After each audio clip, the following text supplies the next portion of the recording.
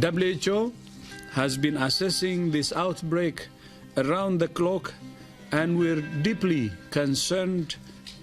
We have therefore made the assessment that COVID-19 can be characterized as a pandemic. In March 2020, the World Health Organization held a press conference at their headquarters in Geneva. A few weeks later, COVID-19 had spread to almost every country in the world. So far, the virus has claimed hundreds of thousands of lives. Most of the victims have been over the age of 65. But when it comes to children, the symptoms are usually mild. But although children are not particularly affected by the virus, they are especially impacted by the secondary effects of COVID-19. Lockdowns, strained healthcare services, and school closures are all life-changing for millions of children around the globe. In every country where we've had the pandemic, the most poor, the most vulnerable are hit the most. We will also see increased inequality. We will see an increased poverty around the world, where we see a risk of more than 86 million children living in poverty.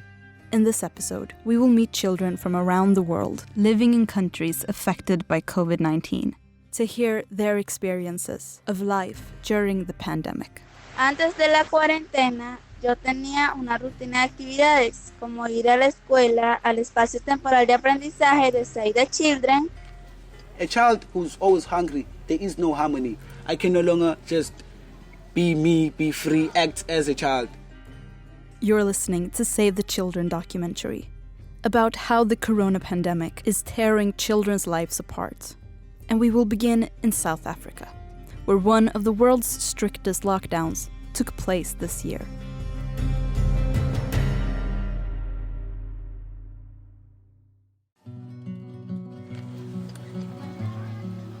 South Africa has the highest recorded number of COVID-19 infections in Africa. But the outbreak is not the only problem here. The impact of the lockdown has been severe.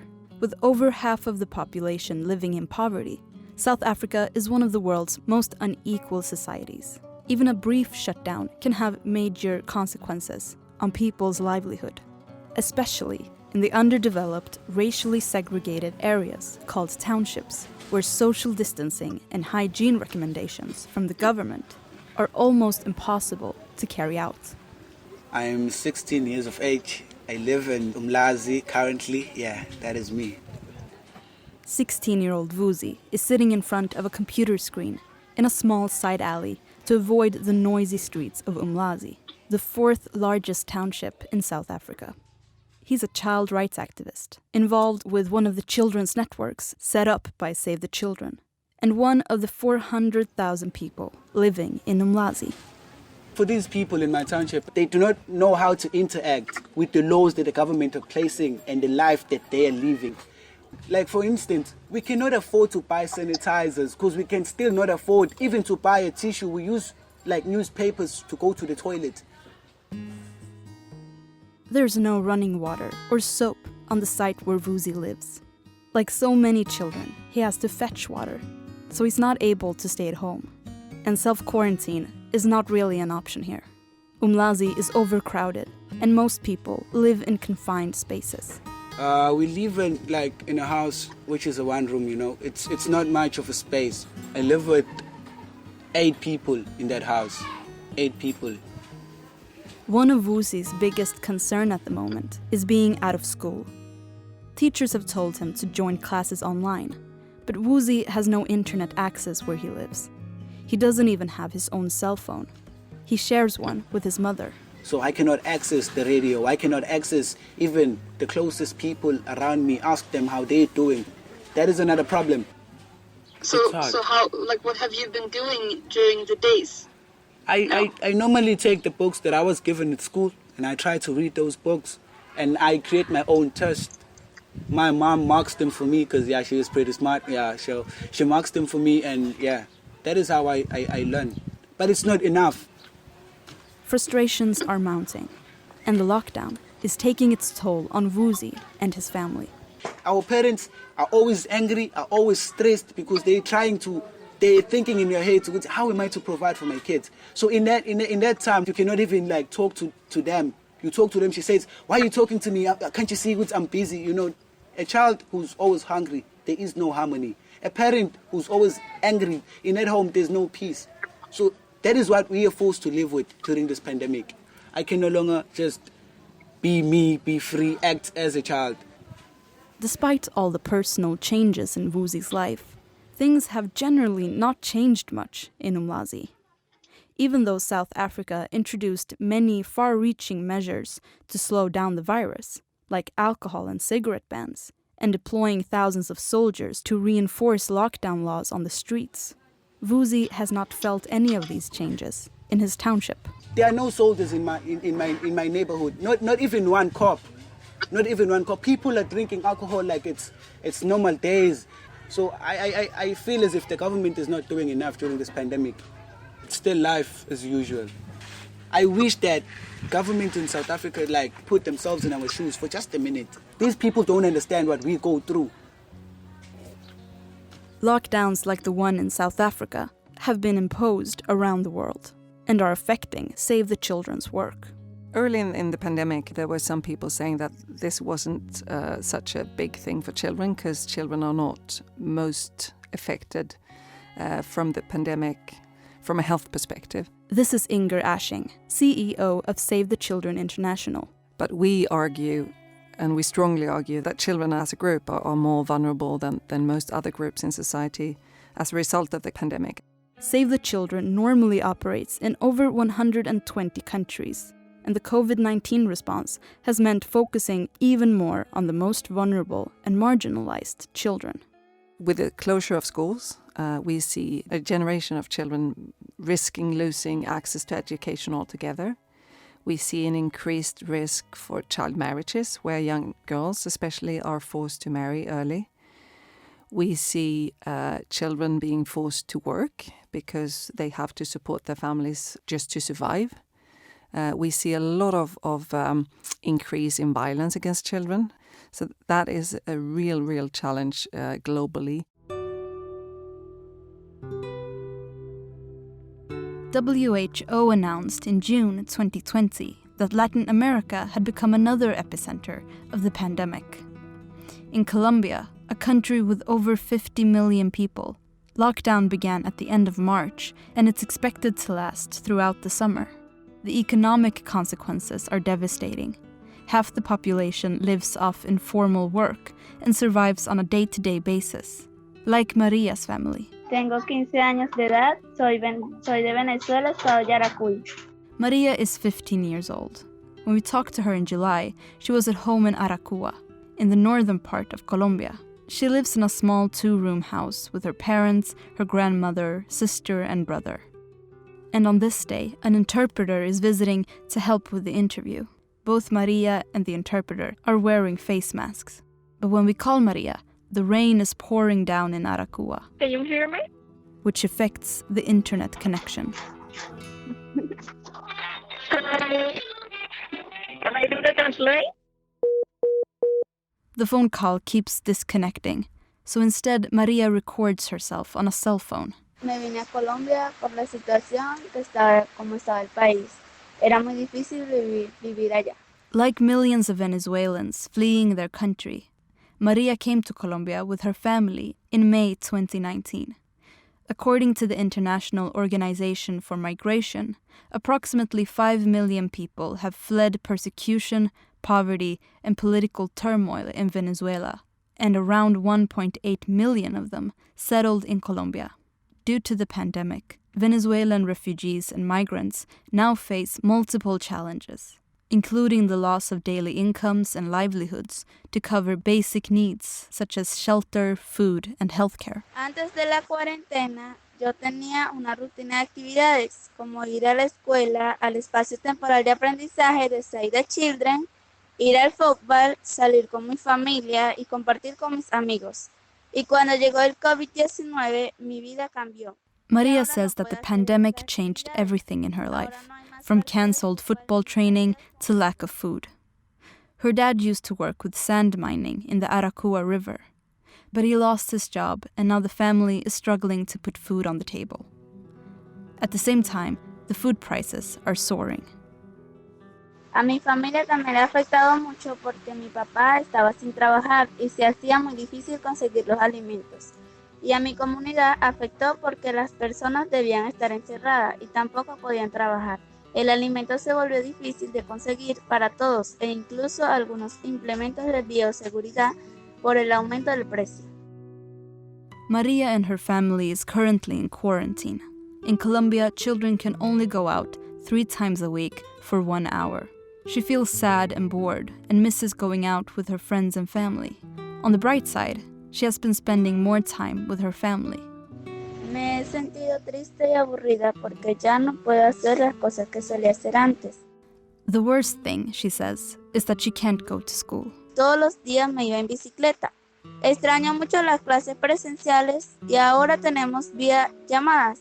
Los profesores siguen motivándonos a que la educación no puede parar y seguir adelante, buscando nuevas alternativas. Maria used to attend a Save the Children temporary school. Now she studies from home and receives remote support from the teachers by phone. She feels motivated by the teachers to continue with her studies. But she misses taking the bike to school every day and face-to-face classes.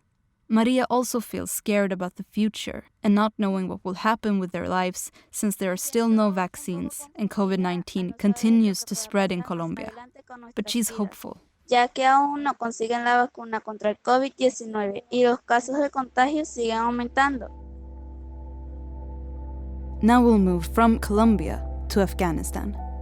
People are more suffering from lack of food and not having food rather than COVID-19. And we need more attention than before, so to respond to save children's life. This is Mariam Atai.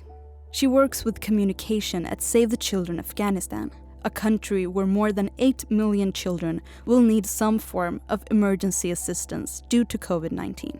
The price of food has been soaring during lockdown, and so are COVID-19 cases.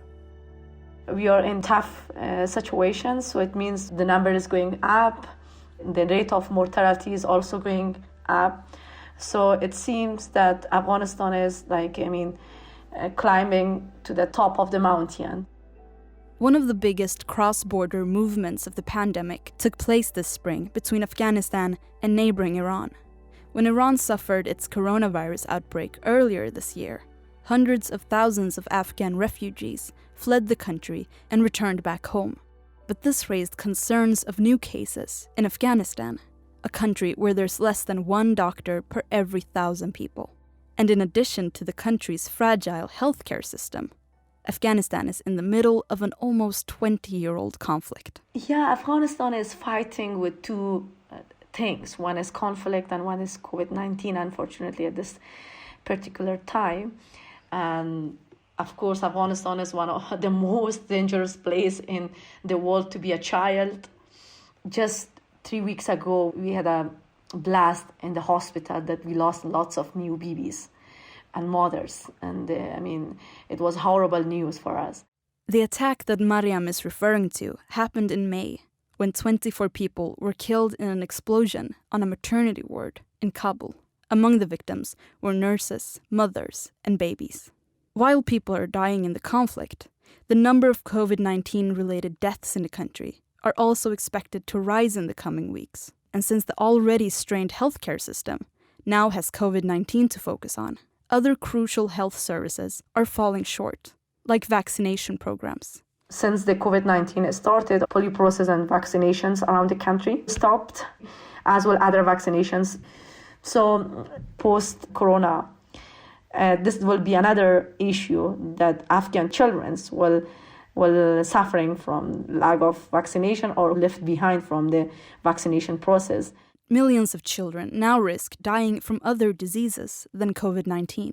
And while the virus has created several different threats for children in Afghanistan, Mariam also says that the consequences will be even more difficult for Afghan girls.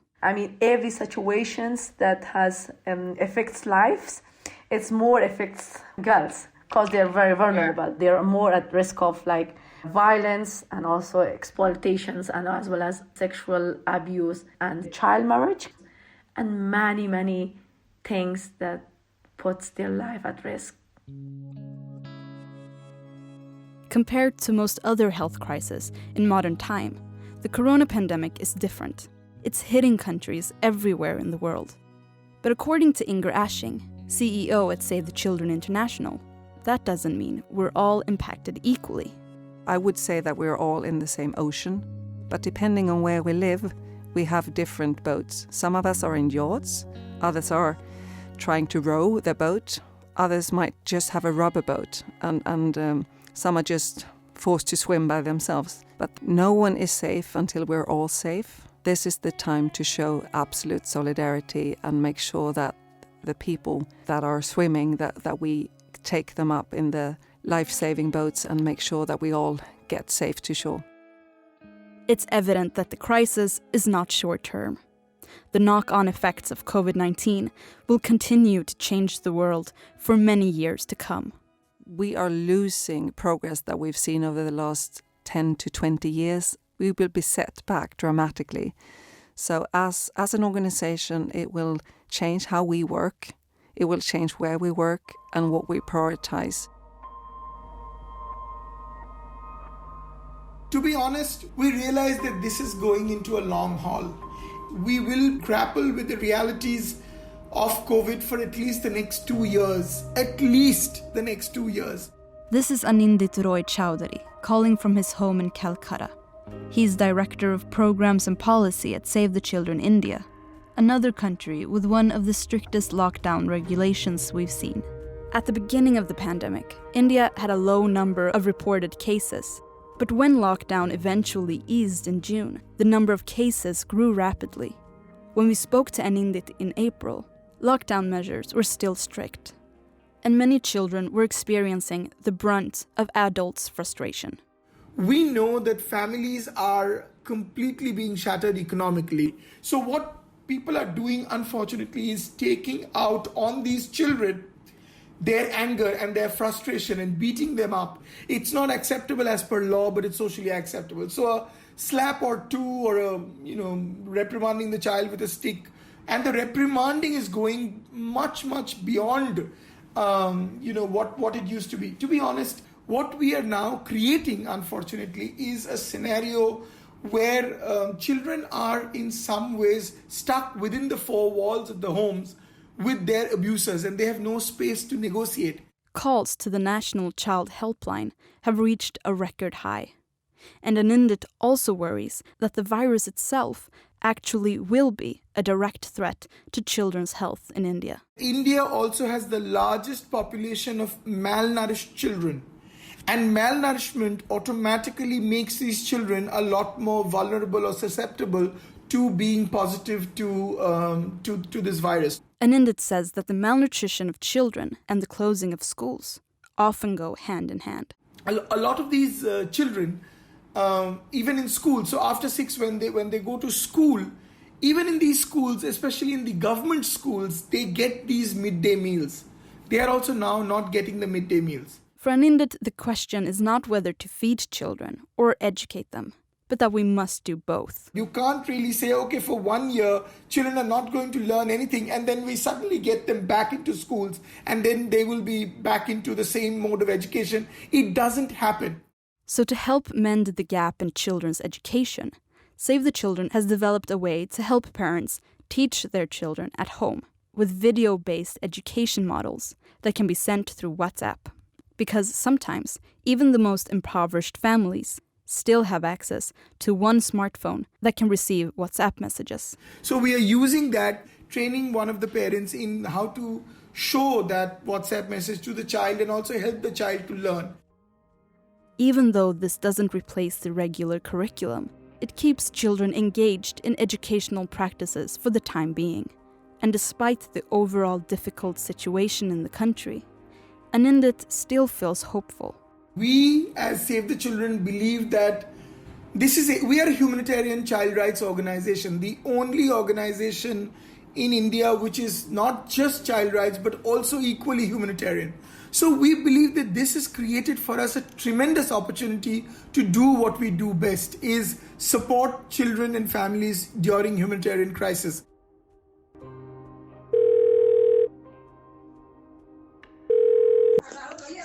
Now we'll leave Calcutta and move to Delhi, where 15-year-old Sumit lives. My name is Sumit and age 15. Sumit comes from a small slum settlement called Bawar Singh Camp in Delhi.